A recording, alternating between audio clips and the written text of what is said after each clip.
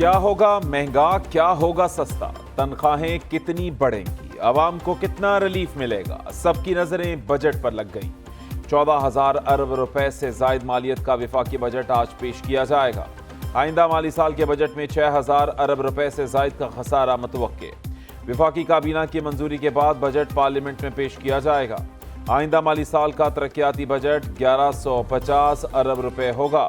اراکین پارلیمنٹ کو 90 ارب روپے ترقیاتی اسکیموں میں ملیں گے۔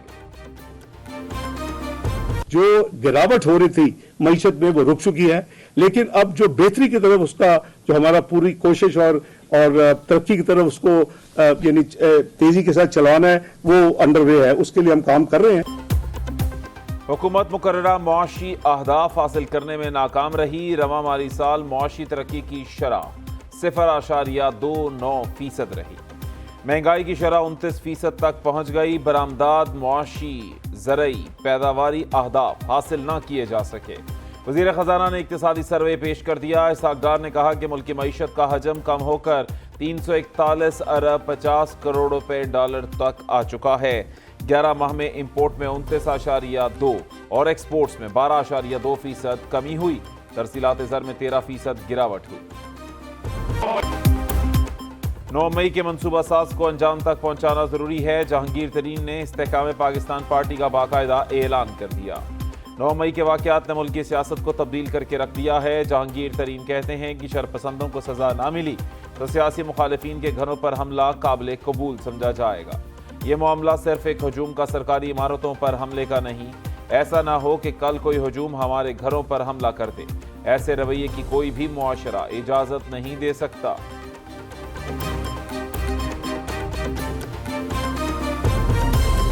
عبدالعلیم خان نے جہانگیر ترین کو بڑا بھائی قرار دے دیا۔ نئی سیاسی جماعت کے اعلان کی تقریب سے خطاب میں کہا کہ 9 مئی کے واقعات کے بعد اکٹھے ہونے کا فیصلہ کیا۔ جہانگیر ترین نے ہم سب کو اکٹھا کرنے میں بڑے پن کا مظاہرہ کیا۔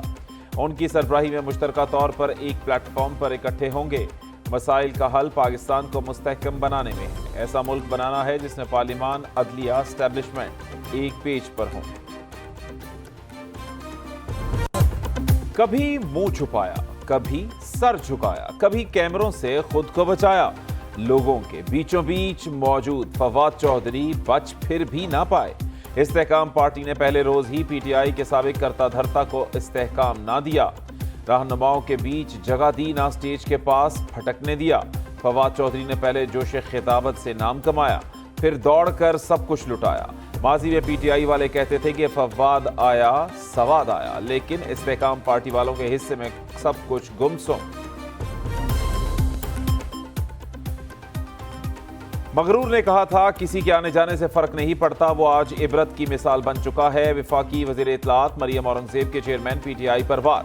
ٹویٹ کیا کہ پی ٹی آئی سے روح نکل گئی، پارٹی بنانے والوں کے چلے جانے سے بس اب بت ہی باقی رہ گیا ہے۔ تکبر، ضد، انا کا بت دھڑام سے زمین بوس ہو گیا۔ آزاد کشمیر LA-15 کا مارکا پیپلز پارٹی کے نام۔ ضیاء القمر نے باغ کی نشست جیت کر پارٹی قیادت کا دل باغ باغ کر دیا۔ آصف زرداری اور بلاول بھٹو کی ضیاء القمر کو جیت پر مبارکباد۔ غیر حتمی غیر سرکاری نتائج کے مطابق پیپلز پارٹی کے امیدوار ضیاء القمر 25,755 ووٹ لے کر کامیاب۔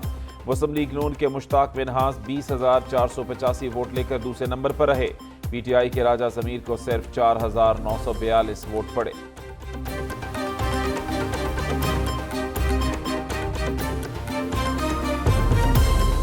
ملک میں عام انتخابات کی راہ ہموار۔ بجٹ میں عام انتخابات کے لیے 42 ارب 41 کروڑ روپے سے زائد رقم مختص۔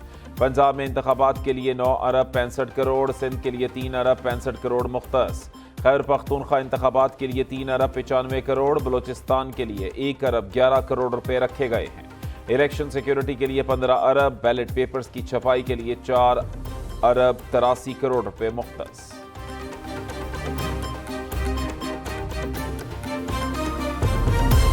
سرکاری ملازمین کی تنخواہیں 20 سے 30% بڑھنے کا امکان۔ بجٹ میں سرکاری ملازمین کی تنخواہوں اور پینشن سے متعلق 3 تجاویز زیر غور۔ ملازمین کے میڈیکل اور کنوینس الاؤنس میں 100% اضافہ۔ تنخواہوں میں ایڈ ہاک الاؤنس کی مد میں 10% اضافے کی تجویز۔ گریڈ 1 تا 22 کے تمام سرکاری ملازمین کی تنخواہوں میں 25% اضافے کی بھی تجویز۔ ग्रेड 1 تا 16 मुलाजमीन की तनख्वाहों में 30% इजाफे की तजवीज़ भी ज़ेरे गौर।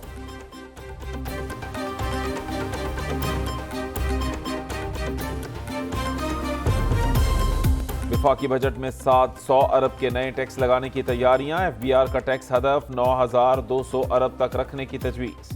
नॉन फाइलर के लिए म्यूचुअल फंड्स और रियल इन्वेस्टमेंट ट्रस्ट पर 30% टैक्स लगाया जाएगा। बजट में लग्जरी अशिया पर विद होल्डिंग टैक्स की शरह को बढ़ाया जाएगा। पार्टी के शोबे में लेन देन करने वाले नॉन फाइलर्स टैक्स की शरह दुगनी की जाएगी। रिटेल और होलसेल सेक्टर पर टैक्सेस की शरह में इजाफे का प्लान। मशीनरी और कमर्शियल रेंट पर भी विद होल्डिंग टैक्स लगाने की तजवीज़।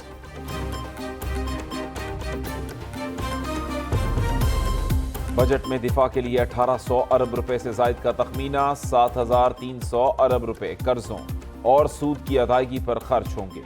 प्रॉपर्टी सेक्टर कंपनियों के मुनाफे पर नए टैक्सेस आयद किए जाएंगे। पेट्रोलियम मसनूआत पर लेवी की शरह मजीद बढ़ाए जाने का इम्कान। बजट में 1300 अरब रुपए सब्सिडी के लिए मुख्तस किए जा सकते हैं।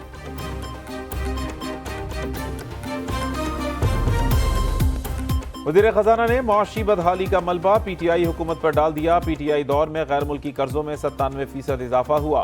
गुज़श्ता हुकूमत ने करेंसी को मादर पिदर आज़ाद छोड़ दिया था। साबिका हुकूमत जाते जाते मईशत को मजीद खराब करके गई। वज़ीर खजाना इसहाक डार कहते हैं कि हमें आलमी कस्साद बाजारी का सामना करना पड़ा, जिसका मईशत पर असर पड़ा। हुकूमत ने IMF प्रोग्राम की सियासी कीमत अदा की।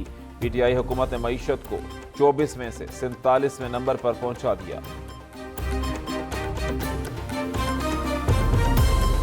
डार ने डॉलर महंगा होने की वजूहात बता दी। कहते हैं कि डॉलर में 40 से 45 रुपए का आर्टिफिशियल गैप है। ब्लूमबर्ग के मुताबिक डॉलर 245 तक होना चाहिए। मसनूई वजूहात की वजह से हमारी करेंसी की कदर कम है। रुपए की कदर में गिरावट से महंगाई हुई। महंगाई कंट्रोल करने के लिए शरह सूद में इजाफा करना पड़ा। मुल्क की मईशत 21% इस्लामी उसूलों के मुताबिक हो चुकी। बॉर्डर ट्रेड से पाकिस्तान को बहुत फायदा होगा। डॉलर ने डार की एक न सुनी। अमरीकी करेंसी का एक बार फिर बुलंदियों की तरफ सफर। ओपन मार्केट में डॉलर 5 रुपए महंगा 305 रुपए पर जा पहुंचा। इंटरबैंक पे डॉलर 7 पैसे सस्ता 288 रुपए 81 पैसे पर बंद हुआ। उधर पाकिस्तान स्टॉक एक्सचेंज में 456 पॉइंट्स की मंदी। 100 इंडेक्स 41,686 पॉइंट्स पर आ गया।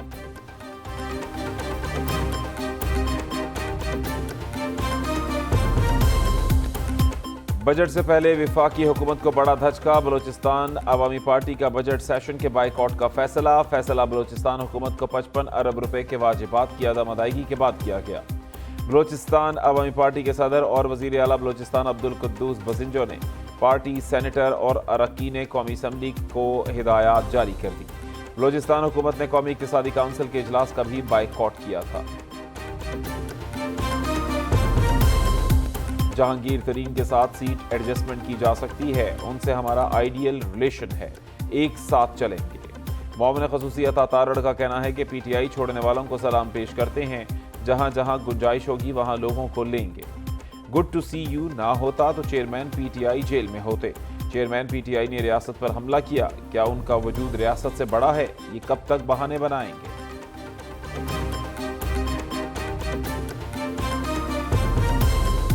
पीपल्स पार्टी का जहांगीर तरीन की सियासी पार्टी का खैर मकदम। सिंध के वजीर शर्जील इनाम मेमन का कहना है कि जहांगीर तरीन समेत हर शख्स को सियासत करने का हक है। पीपल्स पार्टी जमहूरी मुकाबले पर यकीन रखती है। इलेक्शन वक्त पर होंगे। आवाम से वोट लेने का मकसद मसाइल हल करना है। जलाओ घिराव करने वालों को कानून का सामना करना पड़ेगा। साबिक हुकूमत ने आवाम पर महंगाई मसल्लत की।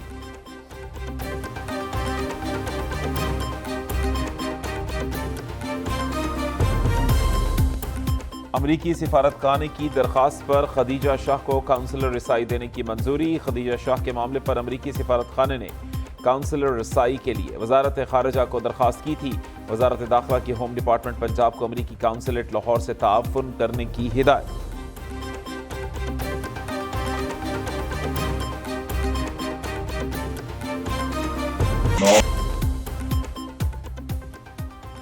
पाकिस्तान में मोबाइल फोन सार्फिन की तादाद 19 करोड़ 18 लाख हो गई। 8 करोड़ 73 लाख सार्फिन इंटरनेट इस्तेमाल करते हैं। वफाकी हुकूमत ने सोशल मीडिया सारिफीन की रिपोर्ट जारी कर दी। सबसे ज्यादा 7 करोड़ 17 लाख सारिफ यूट्यूब पर मौजूद। सबसे कम 34 लाख सारिफीन ट्विटर इस्तेमाल करते हैं। फेसबुक पर 5 करोड़ 75 लाख सारिफीन हैं। टिकटॉक सारिफीन 1 करोड़ 83 लाख। इंस्टाग्राम सारिफीन 1 करोड़ 56 लाख हैं। पाकिस्तान में व्हाट्सएप सारिफीन की तादाद 4 करोड़ 62 लाख से तजावुज कर गई। मुल्क में एक बार फिर गधों की तादाद बढ़ गई। इक्तिसादी सर्वे में इंकशाफ। रिपोर्ट के मुताबिक एक साल के दौरान गधों की तादाद में 1 लाख का इजाफा हुआ। गुज़श्ता साल गधों की कुल तादाद 57 लाख थी, जो बढ़कर 58 लाख हो गई। रवां साल मवेशियों की तादाद में भी 21 लाख का इजाफा। मवेशियों की तादाद 5 करोड़ 34 लाख से बढ़कर 5 करोड़ 55 लाख हो गई।